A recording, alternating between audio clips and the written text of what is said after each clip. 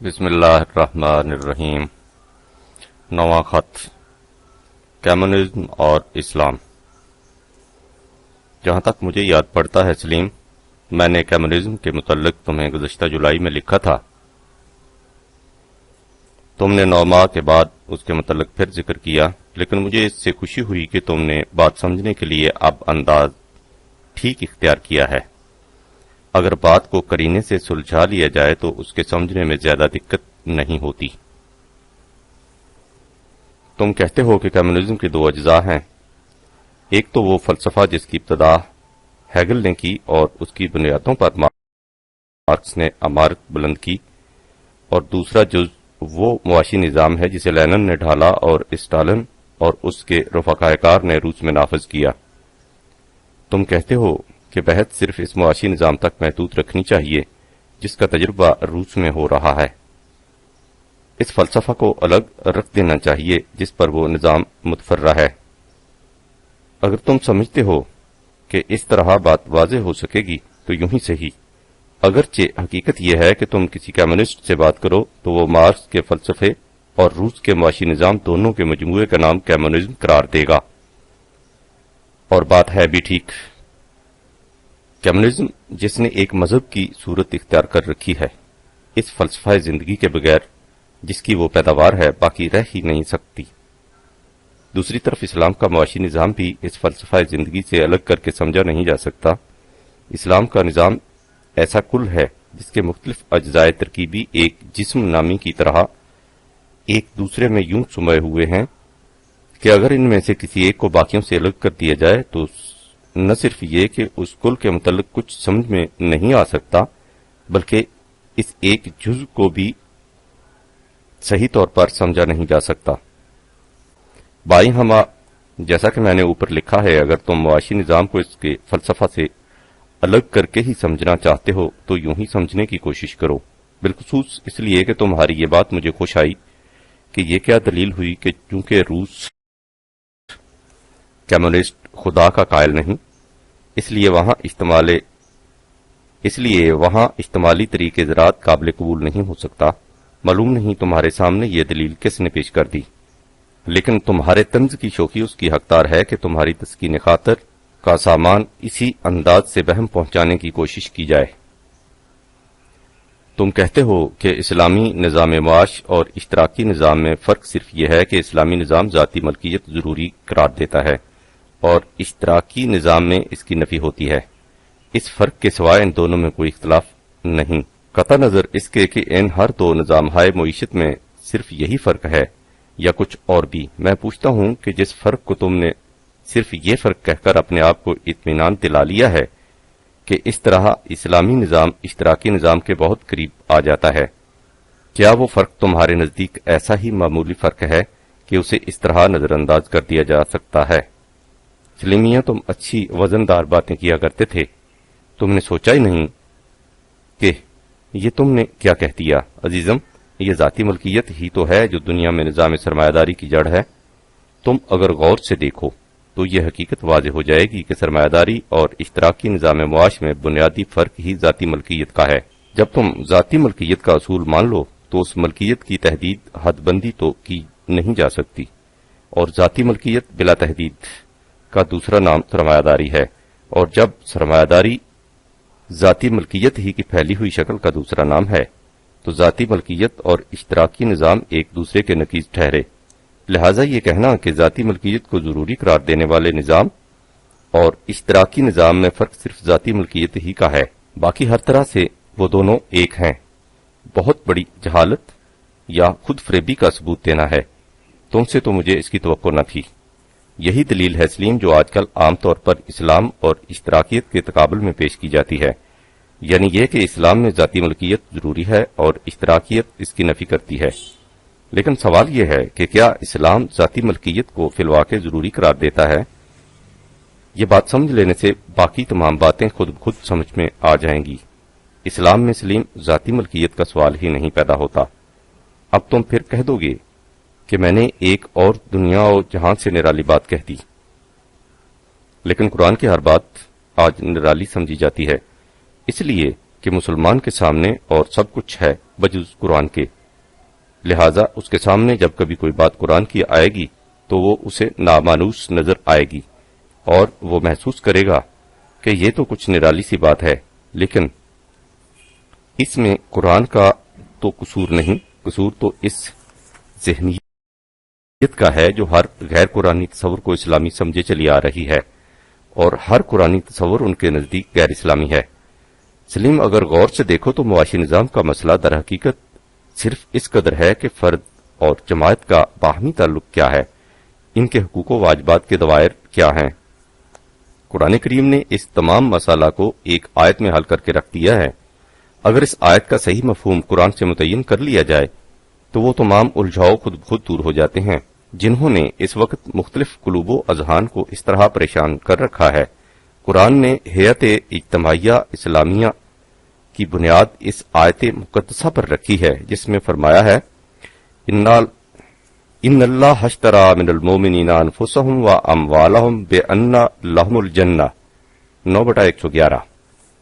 یہ ایک حقیقت ہے کہ اللہ نے مومنین کی جان اور مال خرید لیے ہیں اور اس کے بدلے میں انہیں جنت عطا کرنے کا ذمہ لے لیا ہے۔ یہ آیت اس معاہدہ ایگریمنٹ کی اصل ہے جس پر اسلامی نظام اجتماعیہ کی فلک بوس اور آفاق گیر عمارت استوار ہوتی ہے۔ اس معاہدہ میں دو فریق ہیں، ایک فریق اللہ اور دوسرا فریق مومن، اور دو چیزیں ہیں، ایک چیز جو بیچی جاتی ہے اور دوسری چیز اس کی قیمت فروخت ہے۔ مسلمانوں نے جب سے اللہ کو عرش پر بٹھا رکھا ہے اور جنت کو صرف اگلے جہان سے متعلق کر رکھا، اس وقت سے قرآن کے دیگر محکمات کو بینات کی طرح اس معاہدہ کا مفہوم و منطوق بھی چیزتان بن کر رہ گیا ہے۔ لیکن سلیم، غور کرو، اگر اللہ کو صرف ایک عقیدے کے طور پر مانا جائے اور اس سے زیادہ اس کے متعلق کچھ متعین نہ ہو سکے اور جنت کے متعلق بھی اسی طرح صرف ایک عقیدہ ہی رکھا جائے، تو ظاہر ہے کہ اس عظیم القدر معاہدہ میں ایک فریق یعنی فروخت کرنے والا مومن اور ایک شے فروخت کردہ چیز، اموال و نفوس تو محسوس و مشہود ہوں گے، اور فریق ثانی یعنی خریدار اللہ اور قیمت فروخت جنت محض تصوراتی۔ کیا دنیا میں کبھی ایسا معاہدہ یا بیع و شرع کا معاملہ بھی سننے میں آیا ہے؟ لہذا اس کے لیے ضروری ہے کہ جہاں تک مسئلہ زیر نظر کا تعلق ہے، پہلے آیت زیر بحث میں اللہ اور جنت کا مفہوم متعین کر لیا جائے تاکہ بات واضح ہو جائے۔ ذات خداوندی کی گناہ و حقیقت کے متعلق سلیم انسان کچھ نہیں سمجھ سکتا۔ یہ معاملہ انسانی شعور و ادراک کی حد سے ماوراء ہے۔ اس سے سوال یہ پیدا ہوتا ہے کہ اگر حقیقت یہ ہے تو پھر ہمارا اور اللہ کا تعلق کیا ہے؟ یہ بحث بہت تفصیل طلب ہے، اس کے لیے تمہیں کچھ عرصہ اور انتظار کرنا ہوگا۔ اس وقت اس وسیع و ہمگیر موضوع کے صرف ایک گوشہ کو سمجھ لینا چاہیے، اور وہ یہ کہ جہاں تک ہماری موجودہ زندگی اور اس کے معاملات کا تعلق ہے، ہمارا واسطہ اللہ کے قانون سے ہے۔ اس ضمن میں اگر سلیم تم ایک اہم نقطہ کو سمجھ لو تو قرآن فہمی میں تمہاری بہت سی مشکلات کا حل خود نکل آئے گا۔ یعنی ان مقامات میں اللہ کی جگہ اگر تم اللہ کا قانون کہہ لیا کرو تو بات بالکل واضح ہو جائے گی۔ مثلا اللہ یحیی و یمیتو کا ترجمہ ہے اللہ ہی مارتا ہے اور وہی جلاتا ہے۔ اسے سمجھنے کے لیے تم یہ کہہ لیا کرو کہ اللہ کا قانون مارتا ہے اور وہی زندہ رکھتا ہے، یعنی زندگی اور موت قانون خداوندی کے مطابق متشکل و متعین ہوتی ہے، یا اللہ رزق دیتا ہے، یعنی رزق اللہ کے قانون کے مطابق ملتا ہے۔ اللہ ہی بیمار کرتا ہے اور وہی شفا دیتا ہے، یعنی بیماری اور شفا اللہ کے قانون کے مطابق واقع ہوتی ہے۔ ہر کام کا اجر اللہ دیتا ہے، یعنی ہر کام کا نتیجہ اللہ کے قانون کے مطابق مرتب ہوتا ہے۔ رنج و راحت سب خدا کی طرف سے ملتے ہیں، یعنی مصیبت اور راحت سب قانون خداوندی کے مطابق ملتے ہیں۔ یا ختم اللہ علی قلوبہم، یعنی اللہ کا قانون ان کے دلوں پر مہر لگا دیتا ہے۔ وقص علی حاذا۔ اب سلیم ایک قدم اور آگے بڑھو۔ اللہ کا قانون ایک تو وہ ہے جو آفاقی کائنات میں ہر شے کو محیط ہے اور جس کے مطابق یہ تمام نگارخانہ ہست و بود اس حسن و رعنائی سے اپنے فرائض کی سر انجام دہی میں سرگرم عمل ہے، اور اس قانون کا دوسرا حصہ وہ ہے جو قرآن کی دفتین میں نوع انسانی کی رہنمائی کے لیے محفوظ ہے۔ آفاقی قانون خداوندی از خود ہر جگہ نافذ العمل ہے، کیونکہ کائنات میں کسی شے کو اختیار و ارادہ نہیں دیا گیا، لیکن دنیائے انسانیت میں خدا کا قانون انسانوں کے ہاتھوں سے نفاذ پذیر ہوگا، کیونکہ انسان کو اختیار و ارادہ دیا گیا ہے۔ اس قانون کے نفاذ کے لیے ایک ہیئت اجتماعیہ کی ضرورت ہوگی، اس کا نام ہے ملت اسلامیہ، جس کا فریضہ حیات قانون خداوندی کا نفاذ ہے۔ لہذا جب انسانی دنیا سے متعلق قانون خداوندی کا ذکر ہوگا تو وہاں اللہ سے مراد ہوگا ملت کا وہ اجتماعی نظام جو اللہ کے قانون کو نافذ کرنے کا ذمہ دار ہے۔ اس مفہوم کو سمجھ لینے کے بعد قرآن کے اور بہت سے گوشوں کا مفہوم بھی بآسانی سمجھ میں آ جائے گا۔ مثلا قرآن میں ہے کہ کونوا انصار اللہ، تم اللہ کے مددگار بن جاؤ۔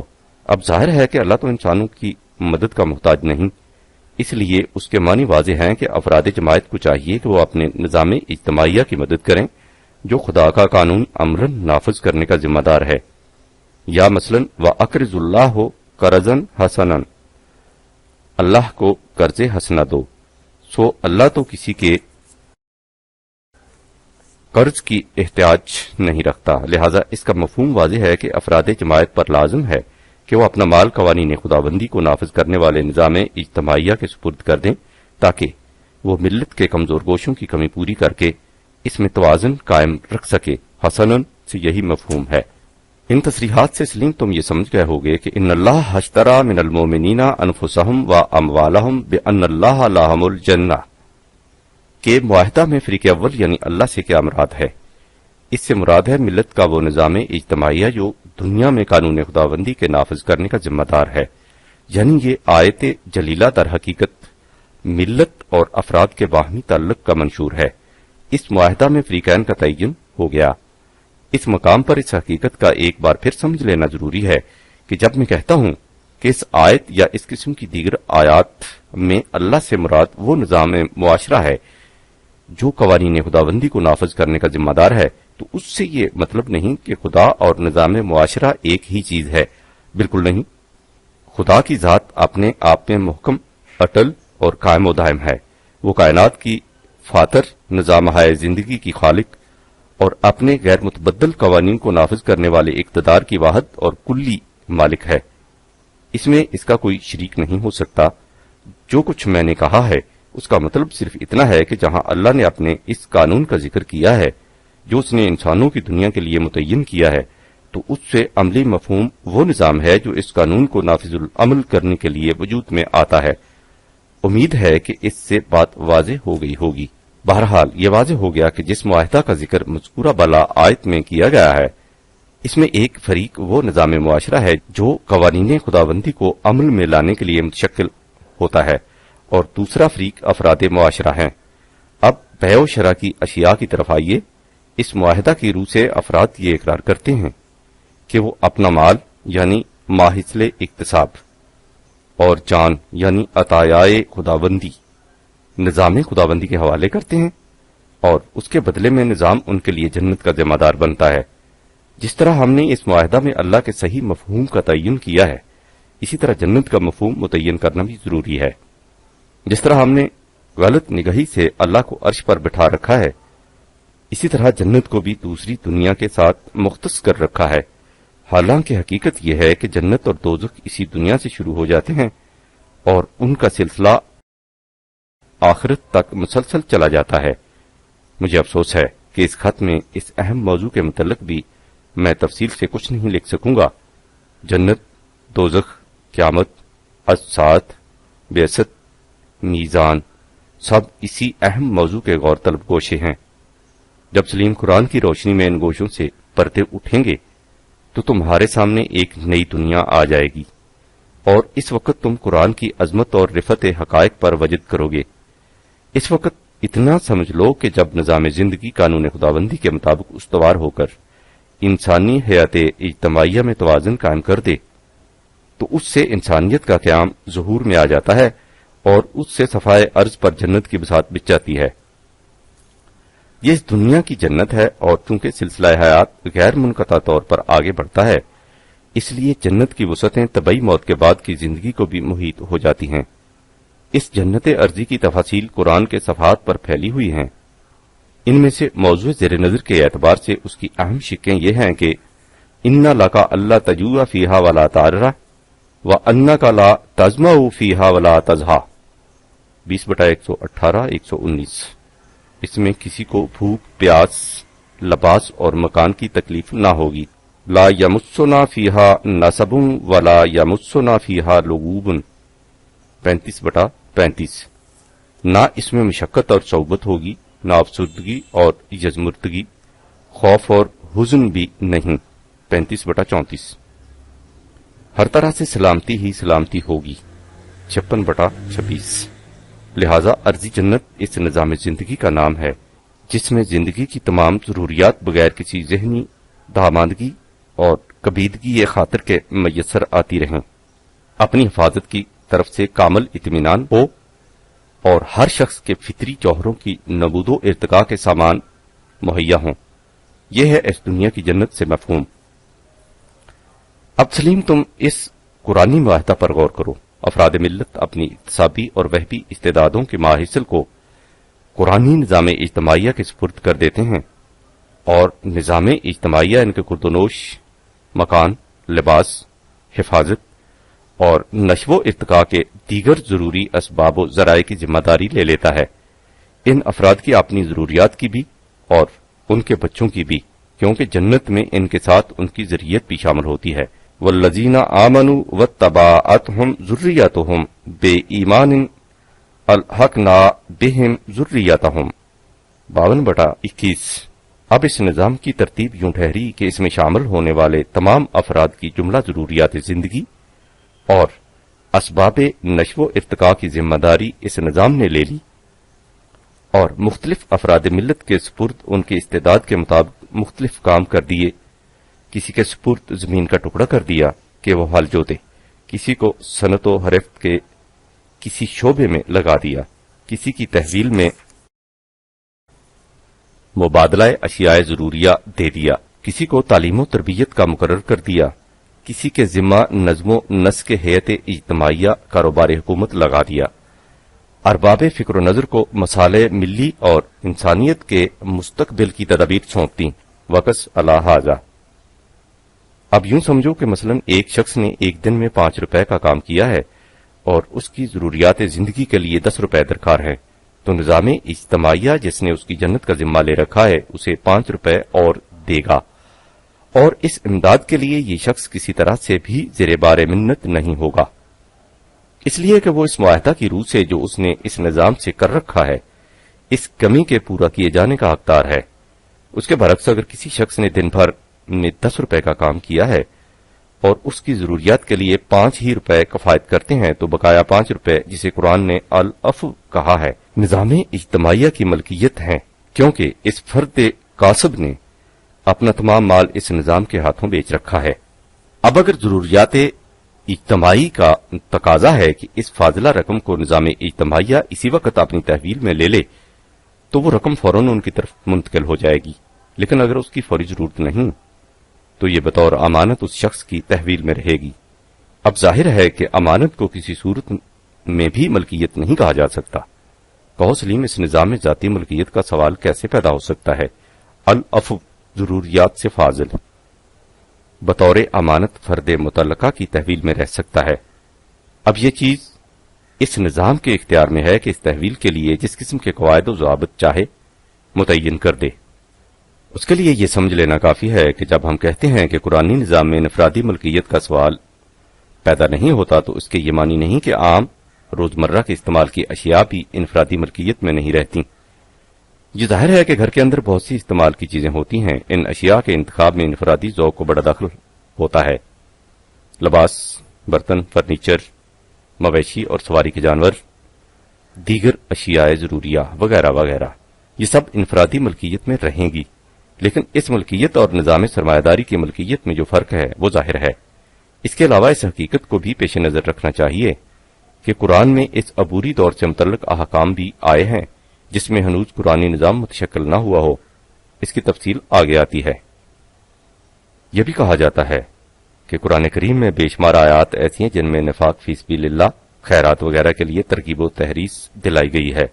اگر افراد ملت اپنے معاہدہ کی روح سے اپنے اموال کو نظام اجتماعیہ کے پاس فروخت کر چکے ہوں اور ان کی ضرورت سے زائد مال ان کی تحویل میں بطور امانت رکھا جانا مقصود ہو تو اس امانت کے واپس کر دینے کے لیے ترغیب و تحریض کی کیا ضرورت ہے؟ نظام اجتماعیہ جب جی چاہے اس امانت کو واپس لے لے۔ ترغیب و تحریض سے تو ظاہر ہے کہ یہ مال افراد متعلقہ کی ملکیت ہے اور نظام اجتماعیہ اسے ان کی مرضی کے خلاف ان سے نہیں لے سکتا۔ یہ اعتراض واقعی ایک شبہ پیدا کرتا ہے جس کا ازالہ ضروری ہے۔ پہلے تو یہ دیکھو کہ اس معاہدہ کی روح سے جس کا ذکر اوپر کیا جا چکا ہے، افراد ملت صرف اپنا مال ہی ملت کے ہاتھوں نہیں بیچتے بلکہ اپنی جانیں بھی بیچ دیتے ہیں، جس سے لامحالہ یہی مفہوم ہے کہ جہاد فی سبیل اللہ کے وقت یہ تمام افراد سپاہیانہ حیثیت سے فوج کی صفوں میں آ جائیں۔ اس میں کسی کو کلام نہیں کہ اسلامی نظام اجتماعیہ میں تمام مسلمان اپنے اس معاہدہ کی روح سے فوج کے سپاہی ہوتے ہیں، اس میں انہیں کوئی اختیار نہیں ہوتا۔ لیکن اس کے باوجود ہم دیکھتے ہیں کہ قرآن میں جہاد فی سبیل اللہ میں شمولیت کے لیے بھی آیات ترغیب و تحریض کی کمی نہیں۔ جس طرح انفاق فی سبیل اللہ کے لیے ترغیب دلائی گئی ہے، اسی طرح جہاد فی سبیل اللہ کے لیے بھی تحریض و تشویق کی صورت اختیار کی گئی ہے۔ لہذا اگر تحریض و ترغیب کی آیات سے یہ مفہوم لیا جائے کہ یہ معاملہ افراد ملت کے اختیار پر چھوڑا گیا ہے تو مومنین کے لیے فوجی خدمت بھی اختیاری رہ جائے گی، حالانکہ اس میں کسی کو اختلاف نہیں کہ فوجی خدمت ہر مرد مومن پر لازم ہوتی ہے۔ ہر مومن خدا کا سپاہی ہوتا ہے اور ہر وقت جہاد کے لیے تیار۔ لہذا اس سے اتنا معلوم ہو گیا کہ محض آیات ترغیب و تحریض کی موجودگی سے یہ لازم نہیں آتا کہ نظام اجتماعیہ مومنین کے جان و مال میں تصرف کا حق نہیں رکھتا، کیونکہ یہ افراد کی ملکیت ہوتے ہیں۔ آیات ترغیب و تحریض سے سلیم دو باتیں مقصود ہیں۔ ایک تو یہ کہ قرآن ان حالات کو بھی سامنے رکھتا ہے جن میں ہنوز نظام اجتماعیہ اپنی مکمل شکل میں قائم نہ ہوا ہو۔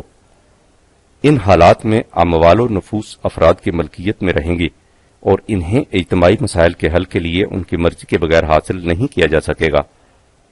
اس کے لیے ترغیب و تحریض کی ضرورت ہوگی، یعنی انہیں یہ بتانے کی کہ اگرچہ سر دست انہیں ان کے اموال و نفوس کی قربانی کے بدلے میں کوئی مشہود معاوضہ دکھائی نہیں دیتا، لیکن اگر وہ اندیکھے نتائج پر یقین رکھیں جسے ایمان بالغیب کہتے ہیں تو ان کا انفاق و جہاد فی سبیل اللہ اس نظام اجتماعیہ کے قیام کا ذریعہ بن جائے گا، جس کا فطری نتیجہ الجنہ ہوگا۔ ہو سکتا ہے یہ جنت عرضی ان کے اپنی زندگی میں سامنے آ جائے، اور یہ بھی ہو سکتا ہے کہ یہ درخت ان کے بعد ثمربار ہو اور ان کی نسلیں یعنی آنے والی انسانیت اس جنت کی زندگی سے متمتع ہو سکیں۔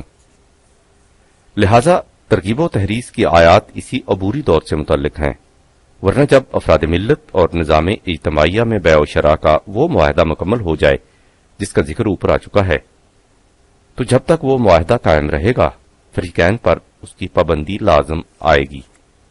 یہ تو رہا سلیم اس مسئلہ کا خارجی پہلو، لیکن اگر اس کے نفسیاتی پہلو کو دیکھا جائے تو معاہدہ کے باوجود اس ترغیب و تحریض کی ضرورت باقی رہتی ہے۔ اس ضرورت کو سمجھنے کے لیے اس کے چند ایک مبادیات کو سامنے لانا ضروری ہے۔ میں سلیم جانتا ہوں کہ تم خشک موضوعات سے جلد گھبرا جایا کرتے ہو اور نفسیات تمہارے لیے ہمیشہ ابرسن کم تریرا کا حکم رکھتا ہے۔ خدا کرے کہ تم اس کے تر تازہ گوشے سے بہرہ یاب ہونے کی صلاحیت پا سکو۔ اس لیے میں کوشش کروں گا کہ اس کے اصطلاحی پہلوؤں سے درگزر کرتے ہوئے تمہاری زبان میں ہی بات سمجھا سکوں، اگرچہ اس اسلوب کا نباہنا مشکل ہوا کرتا ہے۔ بہرحال ذرا غور سے سمجھنے کی کوشش کرو۔ حیوانات میں کسی ایک نوع کو لو، تم دیکھو گے کہ اس نوع کے افراد میں کمانے کی استعداد میں بہت کم فرق ہوگا۔ حیوانات میں کمانے کا سوال ہی پیدا نہیں ہوتا، اس لیے کہ اس سے مقصود ان کی اپنی طبعی ضروریات کے پورا کرنے کی صلاحیت ہے۔ مثلا جنگل کے ہرنوں کو دیکھو، بیمار وغیرہ کو چھوڑ کر تمام ہرن پیٹ بھرنے کے لیے گھاس چرنے کی صلاحیت یکساں طور پر رکھیں گے، لیکن اس کے برعکس انسانوں کو دیکھو، مختلف افراد کی اکتسابی صلاحیتوں کا تفاوت ایک حقیقت باہرہ ہے۔ قرآن اسی استعدادی فرق کو فضلنا بعضهم علی بعض کے جامع الفاظ سے تعبیر کرتا ہے، یعنی انسانوں کی اقتصابی استعداد میں فرق ہوتا ہے، لہذا جب کسب معاش کی استعداد میں تفاوت ہے تو اس استعداد کے ماحصل یعنی کمائی میں بھی فرق ہوگا، یعنی ایک زیادہ کما سکے گا، دوسرا کم، اور یہ واقعہ ہے۔ اب آگے بڑھو۔ جب ایک ہرن اپنا پیٹ بھر لے گا تو وہ درخت کے سائے تلے اطمینان سے بیٹھ جائے گا اور سکھ کی نیند سوئے گا۔ اسے اس کی قطعاً فکر نہ ہوگی کہ جنگل کی گھاس کو دوسرے ہرن کھائے جا رہے ہیں، اور اگر انہوں نے اسے ختم کر دیا تو وہ شام کو بھوکا رہ جائے گا۔ تم نے سلیم اپنی گائے کو نہیں دیکھا؟ جب وہ پیٹ بھر کر جگالی کرنے بیٹھ جاتی ہے تو وہ آنکھ اٹھا کر بھی نہیں دیکھتی کہ باقی ماندہ چارہ کون لے جا رہا ہے۔ اسے چارہ کا خیال پھر اس وقت آتا ہے جب اسے دوبارہ بھوک لگتی ہے، یعنی سیر ہو جانے کی صورت میں وہ سیر چشم بھی ہو جاتی ہے۔ اس کے مقابلہ میں انسان کو دیکھو، اس کا پیٹ بھر جاتا ہے لیکن نیت نہیں بھرتی۔ صبح کے کھانے سے ہنوز فارغ نہیں ہوتا کہ شام کی فکر ستانے لگ جاتی ہے، اور پھر کل کی اور پرسوں کی، پھر بڑھاپے کی، اور پھر اپنی اولاد کی اور اولاد در اولاد کی۔ یہ سلسلہ اعتراض اسے عمر بھر ستاتا رہتا ہے، یعنی اس کا پیٹ بھر جاتا ہے، نیت نہیں بھرتی۔ اس میں شبہ نہیں کہ انسان مال اندیش واقع ہوا ہے، اور مال اندیشی کا تقاضا ہے کہ انسان دور اندیشی اور کل کی فکر بھی کرے، لیکن یہ کل کی فکر پیٹ کی بھوک کے لیے ہی نہیں کرتا بلکہ بیشتر نیت کی بھوک کی خاطر کرتا ہے۔ سلیم، تم نے ایسے لوگ دیکھے ہوں گے کہ ان کے پاس اتنا روپیہ جمع ہے کہ ان کی پشت ہا پشت تک کو بھی کام کرنے کی ضرورت نہیں، بائیں ہما وہ ہر وقت حل من مزید کی ہرس میں غلطاں پیچاں رہتے ہیں۔ اس نیت کی بھوک یعنی بے صبری کی تعبیر کے لیے قرآن نے کہا ہے کہ ان الانسان خلق ہلوعا 70/20، یعنی بہت بے صبرا پیدا کیا گیا ہے۔ یہ اپنی پسندیدہ چیزوں کو اپنی طرف کھینچنے کے لیے بڑا شدید جذبہ رکھتا ہے۔ اسی کے لیے قرآن نے کہا ہے کہ انہ لحب الخیر لشدید 100/8۔ یہ سب کچھ سمیٹ لینے کی ہوس بھوک کی وجہ سے نہیں ہوتی بلکہ ایک اور جذبہ کے ماتحت ہوتی ہے، جسے قرآن نے تکاثر اور تفاخر کی جامع اصطلاحات سے تعبیر کیا ہے، یعنی ایک دوسرے سے بڑھ جانے کا جذبہ، منافست اور مسابقت کی خواہش۔ تفاخر بینکم و تکاثر فی اموال والاولاد 57/20، اور یہ جذبہ قبر تک انسان کے ساتھ جاتا ہے۔ الہاکم التکاثر حتی زرتم المقابر 102/1-2۔ وہ جذبہ جس کے تحت اس کا مقصود حیات جمع مالم و عددہ 104/2، مال جمع کر کے اسے گنتے رہنے کے سوا اور کچھ نہیں رہ جاتا۔ تم دیکھو گے سلیم کہ حیوانات میں باہمی مسابقت و منافست کا جذبہ کہیں کار فرما نہیں ہوتا۔ کوئی بکری یہ دیکھ کر نہیں کڑتی کہ ہرن اس برق رفتاری سے کیوں دوڑ رہا ہے۔ یہ انسان ہی کی خصوصیت ہے اور اس کی وجہ یہی بے صبرا پن۔ اب سلیم، دو باتیں ہمارے سامنے آ گئیں۔ اول یہ کہ مختلف انسانوں میں کمانے کی استعداد و صلاحیت مختلف ہوتی ہے، اس لیے ایک فرد دوسرے سے زیادہ کمائی کر سکتا ہے، اور دوسرے یہ کہ انسان کی بنیادی ضروریات زندگی پوری ہو جانے کے باوجود وہ سب کچھ سمیٹ کر اپنے پاس ہی رکھنا چاہتا ہے۔ لہذا جس کی کمائی اس کی ضروریات سے زائد ہوگی وہ اس فاضلہ مال کو سمیٹ کر رکھنے کی فکر کرے گا، کسی دوسرے کو نہیں دے گا، اور پھر ہر وقت اس میں مزید اضافہ کرتا رہے گا۔ یہ ہے سلیم وہ حقائق کے نفس الامری جن سے انکار نہیں کیا جا سکتا۔ ان کی موجودگی میں دنیائے انسانیت میں فساد رونما ہونا یقینی ہے۔ نہ آپ اقتصابی استعداد کے تفاوت کو مٹا کر تمام انسانوں کو اس پر مجبور کر سکتے ہیں کہ وہ ایک ہی جتنا کمائیں، اور نہ ہی ان کے اس جذبہ سے چشم پوشی کر سکتے ہیں کہ ہر شخص سمیٹنے کی فکر کرے۔ انسانوں کے خود ساختہ مذہب تصوف نے اس فتنہ کا علاج یہ سوچا کہ انسانوں کو دنیا ترک کر دینے کی تعلیم دو، نہ دنیا کی آرزو رہے، نہ ان آرزوؤں سے پیدا شدہ فساد کا امکان، نہ رہے بانس، نہ بجے بانسری، ترک لذات، ترک خواہشات، ترک مقاصد، ترک دنیا، حتیٰ کہ صوفیاء کی اصطلاح میں ترک. یہ سوچا گیا اس کا علاج نفس کشی یا فنائے ذات، روحانیت کا کمال تصور کر لیا گیا. قرآن کہتا ہے کہ یہ طریقہ علاج ہمارا بتایا ہوا نہیں تھا، بلکہ انسانوں کا اپنا وضع کرتا تھا، اور چونکہ قانون کائنات کے خلاف تھا اس لیے اس کا نبھانا بھی ممکن نہ تھا. ثم قفينا على آثارهم برسلنا وقفينا بعيسى ابن مريم وآتيناه الإنجيل وجعلنا في قلوب الذين اتبعوه رأفة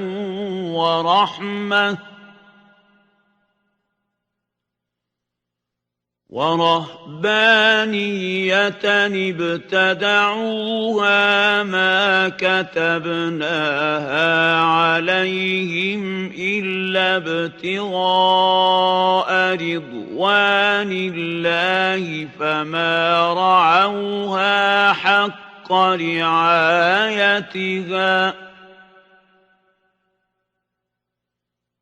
فآتينا الذين آمنوا منهم أجرهم وكثير منهم فاسقون.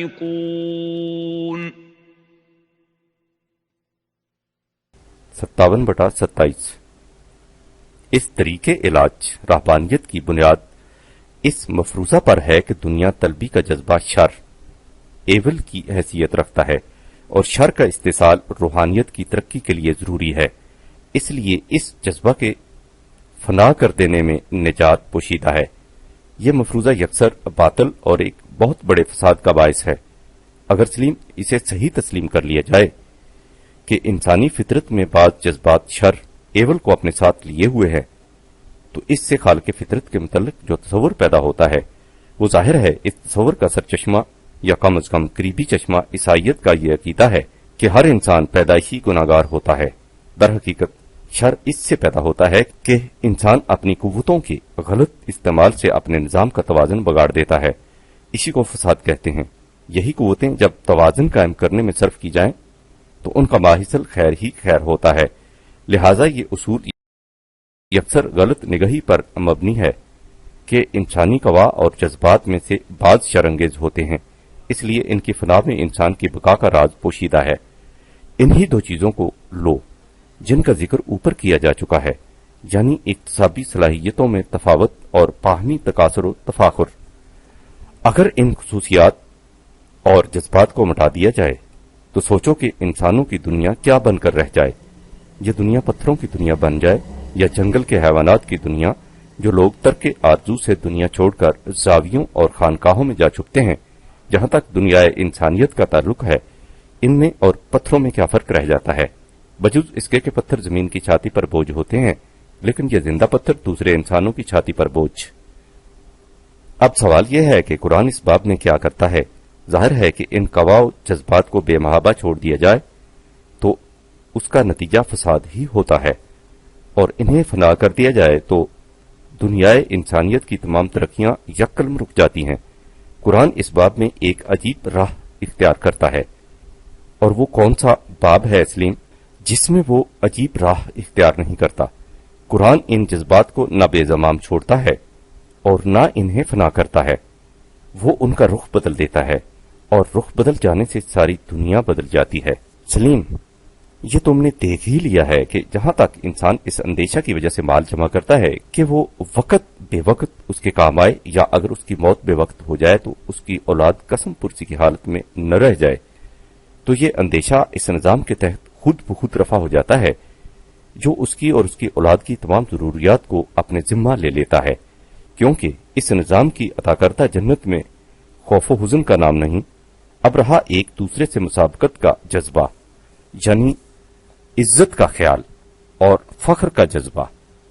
قرآن اس باب میں فخر اور عزت کا معیار بدل دیتا ہے اور اس طرح مسابقت اور منافست کے نئے میدان عطا کر دیتا ہے. ذرا سورہ حدید کی ان آیات پر غور کرو سلیم، جن کا ایک ٹکڑا اوپر دیا جا چکا ہے۔ فرمایا اعلموا انما الحیات الدنیا لعب و لہو و زینت و تفاخر بینکم و تکاثر فی الاموال والاولاد، یعنی اس حقیقت کو سمجھ رکھو کہ قریبی مفاد، دنیاوی کی زندگی، کھیل تماشا اور ظاہری زیبائش، باہمی تفاخر اور مال اور اولاد کے لیے تکاثر، ایک دوسرے پر کثرت رکھنے کی زندگی ہے۔ کمثل غیث اعجب الکفار نباتہ ثم یہیج فتراہ مصفرا ثم یکون حطاما، بارش کی طرح جس کا کھیتی کو اگانا کسانوں کو خوش آتا ہے، پھر وہ خشک ہو جاتی ہے تو وہ اسے ریزہ ریزہ شدہ دیکھتا ہے۔ وفی الآخرات عذاب شدید، اور ان کے لیے مستقبل میں شدید سزا ہے۔ ومغفرۃ من اللہ ورضوان، اس کے برعکس اللہ کے ہاں مغفرت اور رضوان ہے۔ وما الحیات الدنیا الا متاع الغرور، 57/20، مفاد عاجلہ کی زندگی دھوکے کا سامان ہے، یعنی مفاد عاجلہ کے پیش نظر باہمی تکاثر و تفاخر کا جذبہ اپنے اندر بظاہر بڑی کشش و جاذبیت رکھتا ہے، لیکن یہ خوشگواری محض وقتی ہوتی ہے۔ انسانی زندگی جو ابدیت درکنار ہے، اس سے اپنے اندر نمود و ارتقاء کا سامان نہیں پاتی۔ اب اس کے بعد قرآن یہ نہیں کہتا کہ یہ جذبات مسابقت و مفاخرت اس قابل ہیں کہ انہیں فنا کر دیا جائے، بلکہ وہ کہتا ہے کہ مسابقت کے جذبات کی تسکین کے لیے ایک اور میدان ہے، آؤ اس میدان میں ایک دوسرے سے بڑھ کر اپنا حوصلہ نکالو۔ یہ میدان کون سا ہے؟ فرمایا سابقوا الی مغفرۃ من ربکم وجنۃ عرضھا کعرض السماء والارض اعدت للذین آمنوا باللہ ورسلہ۔ ایک دوسرے پر سبقت لے جانا چاہتے ہو تو اپنے نشو و نما دینے والے سے مانے نشو و نما اسباب و علل سے پناہ جوئی اور حفاظت طلب کرنے میں، اور اس جنت کے حصول میں جو پستیوں اور بلندیوں پر چھائی ہوئی ہے، اور ان لوگوں کے لیے تیار کی جاتی ہے جو اللہ اور اس کے رسولوں پر ایمان لاتے ہیں۔ سبقت لے جانے کی کوشش کرو۔ ذالک فضل اللہ یؤتیہ من یشاء واللہ ذو الفضل العظیم، 57/21۔ حقیقی فضیلت وہی ہے جو اللہ کے قانون کے مطابق ملتی ہے، اور اللہ بہت بڑی فضیلتیں عطا کرنے والا ہے۔ غور کیا سلیم تم نے کہ قرآن نے کس طرح جذبات مسابقت کا رخ ایک بلند و بالا سمت کی طرف پھیر دیا ہے۔ وہ کہتا ہے کہ تم ایک دوسرے پر مسابقت عزت کے حصول کے لیے چاہتے ہو، یہ تمہاری بھول ہے، اس لیے کہ عزت مال اور دیگر اضافی چیزوں کی کثرت کا نام نہیں۔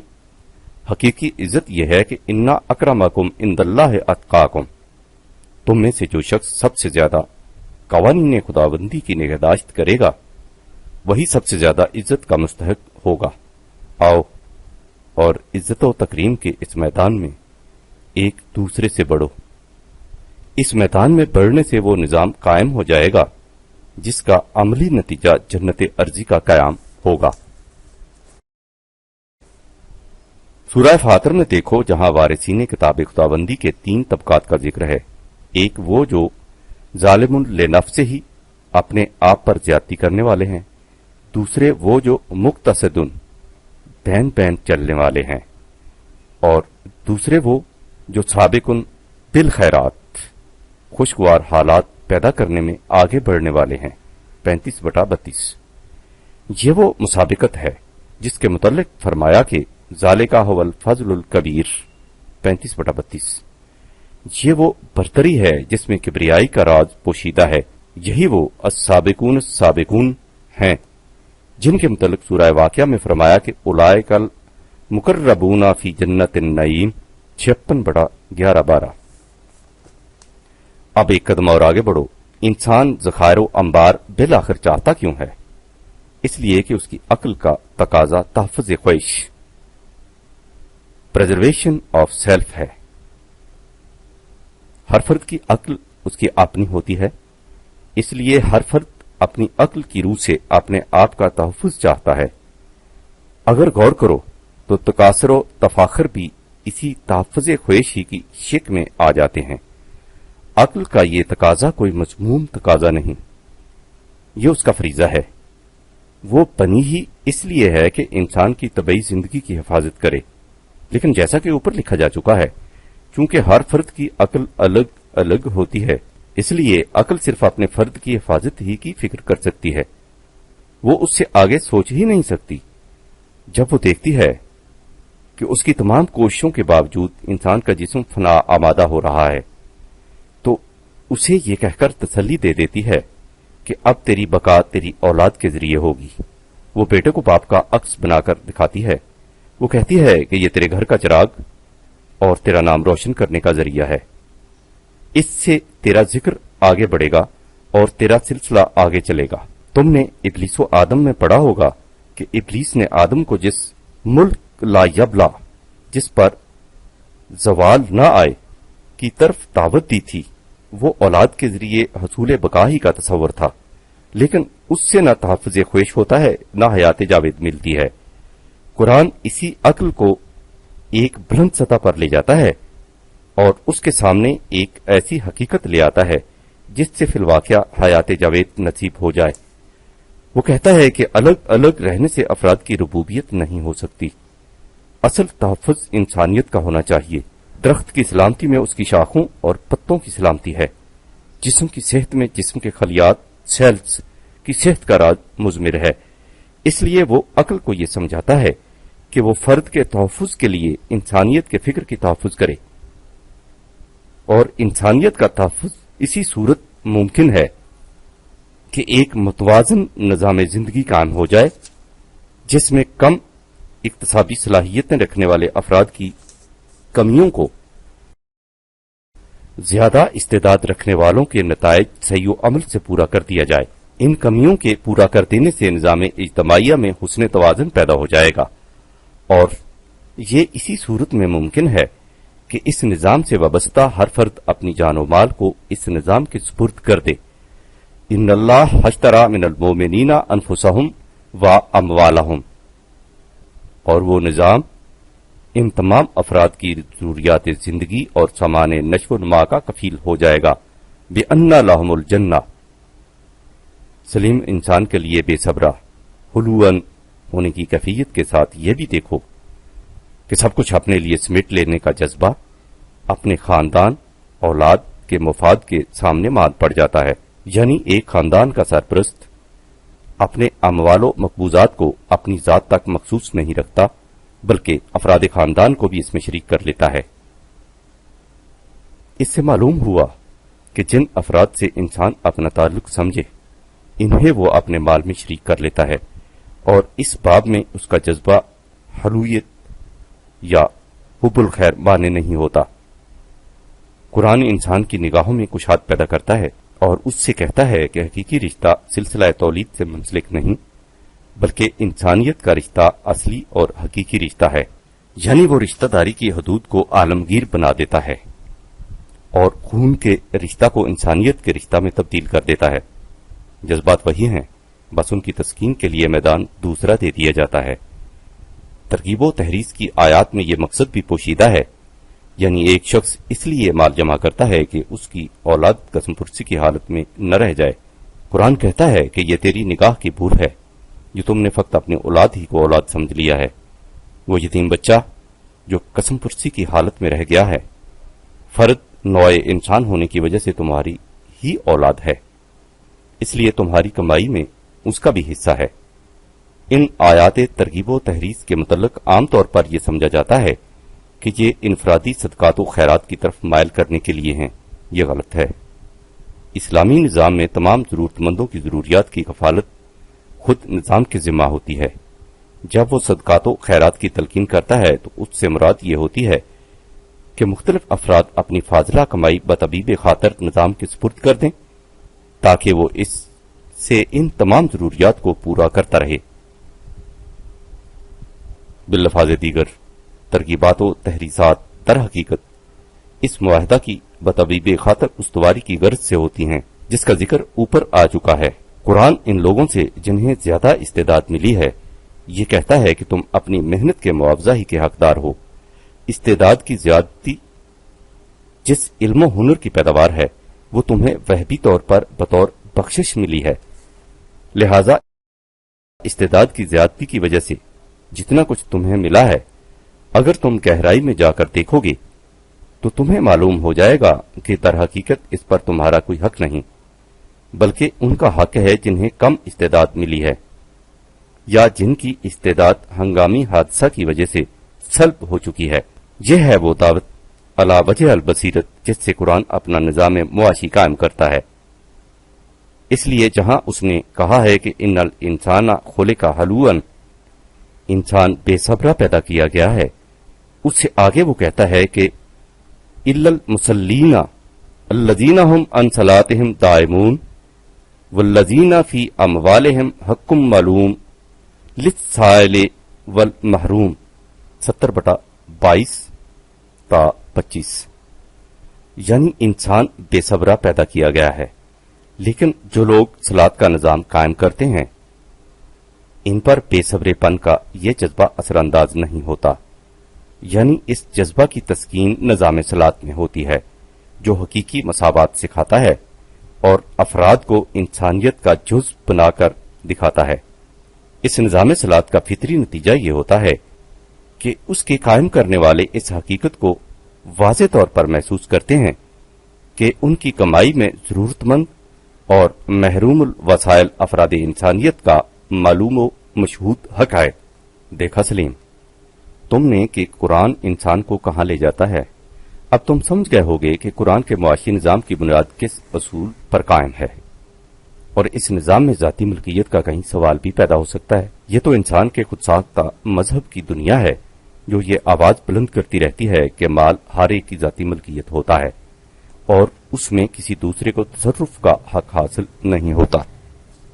یہ اس لیے کہ غریب و نادار کہیں یہ مطالبہ نہ کر بیٹھیں کہ انبار و ذخائر کے مالکوں سے فاضلہ مال لے کر ہماری بنیادی ضروریات زندگی پوری کی جائیں، لیکن رسولوں کی طرف سے لایا ہوا نظام مذہب کا عنکبوتی جال نہیں ہوتا، دین کا نظام ہوتا ہے جو اس معاہدہ کی روح سے جس کا ذکر اوپر ہوتا چلا آ رہا ہے افراد کے اموال میں صرف تصرف ہی جائز نہیں قرار دیتا بلکہ ہر ایک کے اموال کو نظام اجتماعیہ کی ملک قرار دیتا ہے تاکہ ہیئت اجتماعیہ انسانیہ میں توازن قائم رہ سکے۔ تم نے سلیم قرآن میں حضرت شعیب کے تذکار جلیلہ میں پڑھا ہوگا کہ آپ کی اسی دعوت انقلاب معاشی کو دیکھ کر مفاد عاجلہ کے علم بردار پکار اٹھے تھے کہ یا شعیب و اصلاتوں کا تامروں کا ان نفعل فی اموالنا ما نشاء، 11/87۔ اے شعیب، کیا تیری صلاۃ تجھے اس کا حکم دے رہی ہے کہ ہم اپنے اموال کو جس طرح ہمارا جی چاہے صرف میں نہ لائیں؟ وہ سمجھتے تھے کہ مذہب کا معاملہ پوجا پاٹ کا معاملہ ہے، اسے بھلا ہماری جاگیرداریوں اور ذمہ داریوں سے کیا تعلق؟ ہم اپنے مال کے خود مالک ہیں، جس طرح جی چاہے خرچ کریں۔ یہ دین کا نظام ہے جو کہتا ہے کہ صلاۃ کے معنی یہ ہیں کہ افراد کو سامنے رکھنے کے بجائے ہیئت اجتماعیہ انسانیہ کو سامنے رکھو، جس کا مطلب یہ ہے کہ اپنے اموال کو نظام اجتماعیہ کے قانون و ضوابط کے مطابق صرف کرو، کیونکہ یہ مال تمہاری ملکیت نہیں، تمہارے پاس بطور امانت رکھا ہے۔ سلیم، انسانی طبائع کی اس بو الاجمی پر غور کرو۔ جس طرح حضرت شعیب کے زمانہ کے لوگوں کی سمجھ میں یہ بات نہیں آ سکتی تھی کہ دین میں ذاتی ملکیت کیوں جائز نہیں ہو سکتی، اور اس قسم کی آواز بلند کرنے والے کو وہ گردن زدنی اور کشتنی قرار دیتے تھے۔ آج بھی جو شخص یہ کہے کہ قرآنی نظام اجتماعیہ میں ذاتی ملکیت کا سوال پیدا نہیں ہو سکتا، قوم شعیب علیہ السلام کی اسی پرانی آواز کی صدائے بازگشت اس کے خلاف ہر گوشے سے اٹھتی چلی آتی ہے۔ اگرچہ پیر ہے آدم، جواں ہے لات و منات، یہ اس لیے کہ ہمارا آج کا اسلام ہمارے دور ملوکیت کی پیداوار اور نظام سرمایہ داری کی یادگار ہے۔ کیا تم نے قرآن میں نہیں دیکھا کہ حضرات انبیاء اکرام کی دعوت انقلاب کی مخالفت ہمیشہ مترفین کی طرف سے ہوتی تھی؟ یہ گروہ دوسروں کی کمائی پر عیش و عشرت کی زندگی بسر کرنے والوں کا گروہ ہوتا ہے، جسے آج کی اصطلاح میں ویسٹڈ انٹرسٹ والوں کی جماعت کہا جاتا ہے۔ وما ارسلنا فی قریۃ من نذیر الا قال مترفوها انا بما ارسلتم بہ کافرون، 34/34۔ یہ ایک تاریخی حقیقت ہے کہ ہم نے جس بستی میں بھی کوئی آگاہ کرنے والا بھیجا تو وہاں کے سرمایہ دار گروہ نے ہمیشہ یہ کہہ کر اس کی مخالفت کی کہ ہم تمہاری دعوت کو ماننے سے انکار کرتے ہیں۔ وَقَالُوا نَحْنُ أَكْثَرُ أَمْوَالًا وَأَوْلَادًا وَمَا نَحْنُ بِمُعَذِّبِينَ، 34/35۔ وہ یہ کہتے کہ ہمارے پاس مال اور اولاد کی کثرت ہے اور اس وجہ سے ہمارا اقتدار اتنا بڑا ہے کہ ہمیں کوئی پوچھ تک نہیں سکتا۔ ہم دیکھیں گے کہ کون ہمارا بال بھی بیکا کرے گا۔ قرآن میں سلیم 9 پارہ کی ابتدا قال المالاؤ سے ہوتی ہے۔ سورہ آراف میں یہ ٹکڑا ہر رسول کی دعوت انقلاب کے ضمن میں آتا ہے، یعنی ان کی دعوت کی مخالفت ہمیشہ ان لوگوں کی طرف سے ہوتی تھی جن کے گھر سامان زیست سے بھرے ہوئے ہوتے تھے، یعنی قوم کا خوشحال اور مالدار طبقہ۔ اب ظاہر ہے سلیم کہ اگر خدائی دعوت انقلاب سرمایہ دارانہ نظام کی مؤید ہوتی تو ان سرمایہ داروں کی طرف سے اس کی مخالفت کیوں ہوتی؟ ان مترفین کی مخالفت کے الرغم رسول اپنا انقلابی نظام قائم کر جاتا، لیکن اس کے بعد مترفین پھر قوت پکڑ کر اسے الٹ دیتے۔ دیکھو 17/16۔ یہی سابقہ انبیاء اکرام کے قائم کردہ نظام کے ساتھ ہوا اور یہی نبی اکرم صلی اللہ علیہ وسلم کے متمکن فرمودہ دین نظام خداوندی کے ساتھ کچھ وقت کے لیے یہ نظام قائم رہا اور پھر مترفین نے اسے ملوکیت اور سرمایہ داری میں بدل دیا۔ ہمارا موجودہ مذہب دین کی اسی تبدیل شدہ صورت کا نام ہے۔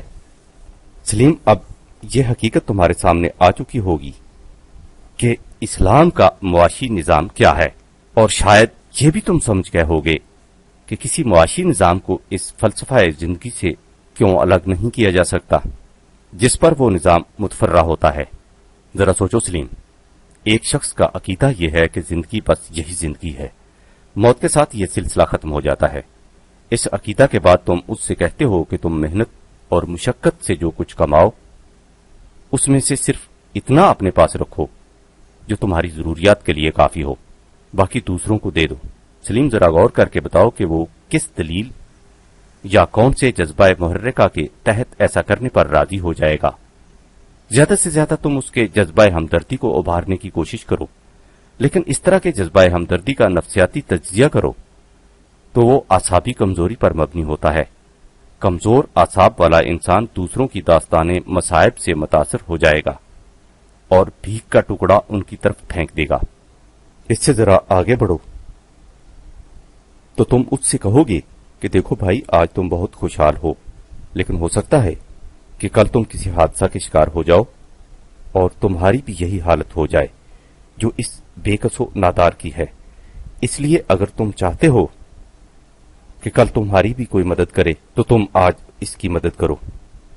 سلیم، دنیا کا ضابطہ اخلاق اسی دلیل پر قائم ہے، یعنی انتقام کا خوف۔ اگر تم ایسا نہ کرو گے تو کل تمہارے ساتھ بھی ایسا ہی ہوگا۔ کہو کہ یہ بنیاد کوئی ایسی محکم بنیاد ہے جس پر کوئی پائندہ نظام قائم کیا جا سکے۔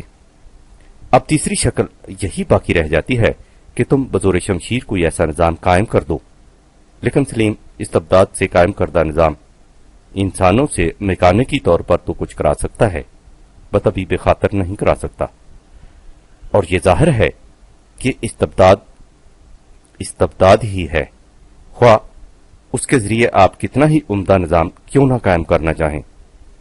اس میں شبہ نہیں کہ کچھ لوگ مفسدین ایسے ہوں گے جن سے یہ نظام جبرن منوایا جائے گا، اور مترفین کا جو طبقہ اس نظام کے قیام میں مزاحم ہوگا ان سے انسانیت کے غصب کردہ حقوق بجبر واپس لیے جائیں گے۔ لیکن اس نظام کے قائم کرنے والے اپنے دل کی گہرائیوں سے اس کی صداقت پر ایمان رکھیں گے۔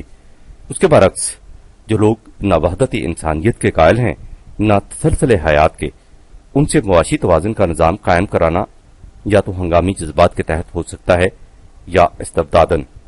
یہ دونوں صورتوں میں نہ ارتقاء انسانیت ممکن ہے نہ اس نظام کا استحکام۔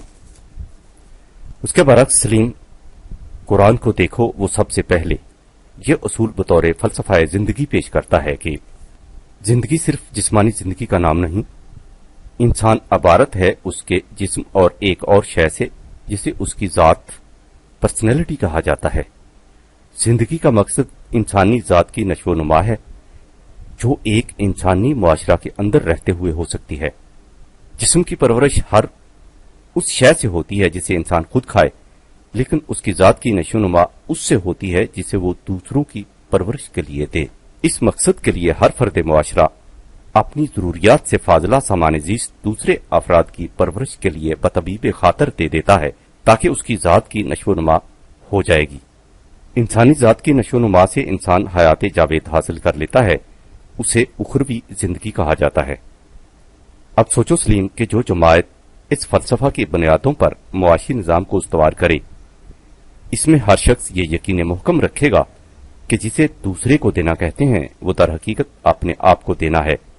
جو کچھ میرے پاس فاضلہ ہے وہ میرا ہے ہی نہیں، وہ ان کا ہے جنہیں اس کی ضرورت ہے، میں تو صرف اس کا امین ہوں۔ جس وقت انہیں ضرورت ہو ان کا مال انہیں لوٹا دیا جائے گا۔ دیکھو سلیم، قرآن نے اس عظیم الشان حقیقت کو کیسے بلیغ انداز میں بیان کیا ہے۔ ارشاد ہوتا ہے، واللہ فضل بعضکم علی بعض فی الرزق، اللہ نے تمہیں معاشی اکتساب کی استعداد میں ایک دوسرے پر برتری عطا کی ہے۔ یہ تفاوت استعداد تمہارے کسب و ہنر کا نتیجہ نہیں، یہ تمہیں بلا محنت و مشقت اور بلا مزد و معاوضہ مل گئی ہے۔ فَمَا الَّذِينَ فُضِّلُوا بِرَادِّ رِزْقِهِمْ عَلَىٰ مَا مَلَكَتْ أَيْمَانُهُمْ فَهُمْ فِيهِ سَوَاءٌ أَفَبِنِعْمَتِ اللَّهِ يَجْحَدُونَ 16/71۔ سو جب یہ استعدادی افضلیت عطائے خداوندی ہے تو اس کا ماحصل بھی عطائے خداوندی سمجھنا چاہیے، لیکن جنہیں یہ استعدادی فضیلت مل جاتی ہے ان کی کیفیت یہ ہو جاتی ہے کہ وہ اس استعداد کے ماحصل میں سے فاضلہ رزق کو ان لوگوں کی طرف نہیں لوٹاتے جو ان کے ماتحت کام کرتے ہیں، بائیں خوف کہ وہ اس میں ان کے برابر ہو جائیں گے۔ جو لوگ ایسا خیال کرتے ہیں وہ اللہ کی عطا فرمودہ نعمت سے عملاً انکار کرتے ہیں۔ سلیم، اس آیت جلیلہ میں دیگر نکات کے علاوہ رات کے الفاظ پر غور کرو۔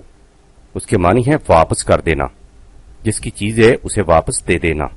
یعنی قرآن کہتا ہے کہ جو کچھ تمہاری ضروریات سے زائد ہے وہ تمہارا نہیں، ان کا ہے جنہیں اس کی ضرورت ہے، لہذا انہیں ان کا سامان زندگی واپس لوٹا دو۔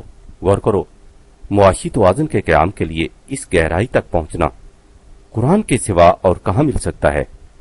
یہ ہے وہ فلسفہ زندگی جس پر قرآن اپنے معاشی نظام کی عمارت استوار کرتا ہے، اور حقیقت یہ ہے کہ جیسا کہ میں تمہیں بتا چکا ہوں، یہ معاشی نظام قرآن کے ہمگیر نظام حیات کی ایک شاخ ہے، اس سے الگ نظام نہیں۔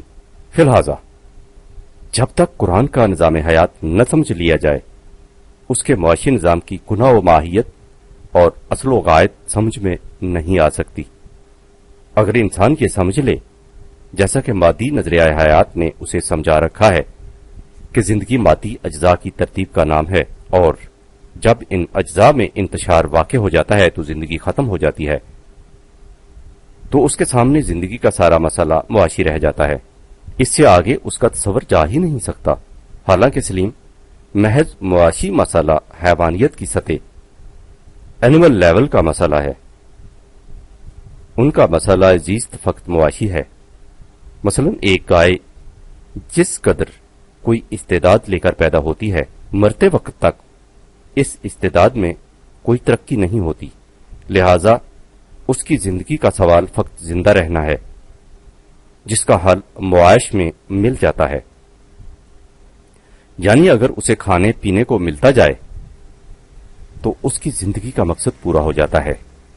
عصر حاضر کی سب سے بڑی غلطی یہ ہے کہ اس نے انسان کی موجودہ زندگی کو سلسلہ ارتقاء کی آخری اور مکمل کڑی سمجھ لیا ہے۔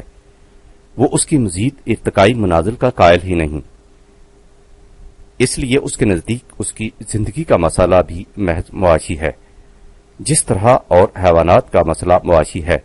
حالانکہ وہ اگر ایک فرد کی دنیاوی زندگی ہی کو دیکھے تو وہ جس ذہنی سطح پر بچپن میں ہوتا ہے، عمر کے اگلے حصہ میں وہ سطح کہیں بلند ہو چکی ہوتی ہے۔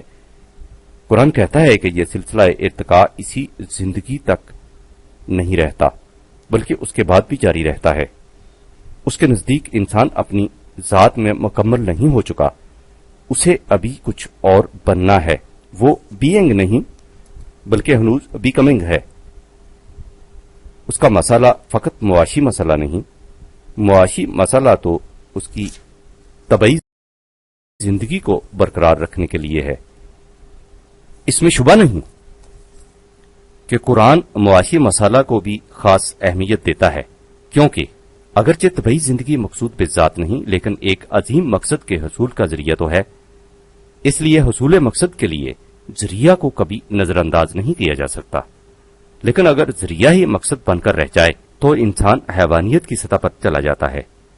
قرآن کریم انسان کو مادیت کی اس حیوانی سطح سے بہت اوپر لے جانا چاہتا ہے تاکہ وہ رب ذی المعارج، بلندیوں کی طرف لے جانے والے خدا کی صفات کے اعلی حد بشریت ہم رنگ ہو کر طبقن ان طبقن منزل بے منزل بلند ہوتا چلا جائے۔ کیا سلیم اب بھی بات سمجھ میں آئی یا نہیں؟ اچھا، خدا حافظ والسلام۔ مارچ سن 1970۔